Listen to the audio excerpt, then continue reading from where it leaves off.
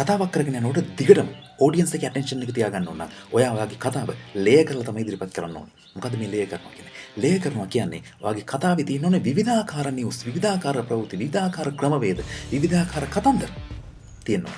උදාහරණයක් ගත්තොත් එහෙම ඔයා එක දිගට එකම කතාව ගැන කියාගෙන යනවා නම් මිනිස්සුන්ට ඒක එපා වෙනවා. තව විදිහකට ගත්තොත් ඔයා එක දිගට එකම ටෝන් එකකින් කියාගෙන යනවා මිනිස්සුන්ට ඒක එපා වෙනවා. තව විදිහකින් ගත්තොත් ඔයා හැම වෙලේම එකම කාරණේ මතු කර කියනවා නම් ඒක මිනිස්සුන්ට එපා වෙනවා. එහෙනම් අපි මොකද කරන්න ඕනේ? කරන්න ඕනේ මෙන්න මේකයි.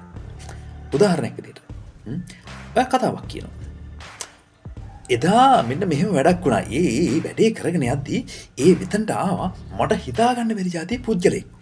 ඉතින් ඒ පුජ්‍යලයා කියපු කරුණ තමයි ලංකාවේ මේ වෙනකොට 150කට වඩා ඔබ විශ්වාස කරන්න 150කට වඩා ලංකාවේ මිනිස්සු කුසගෙන ඉන්නවා.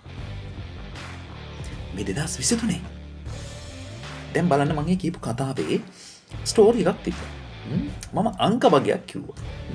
ඒ වගේම මම ටෝන් එක අඩු කරා. නැත්නම් ඒකේ මගේ වොයිස් එකේ තියෙන අර ඉහළ ස්වරයකින් කියප එක පහළ ස්වරයකට ගෙනාවා. ඊට පස්සේ මම කියපු එක මිනිස්සුන් හිතන්න පුංචි වෙලාවක් දුන්නා. පොඩි පෝස් එකක් තිබ්බා. මම මේ ගැන කලින් කියලා තියෙනවා.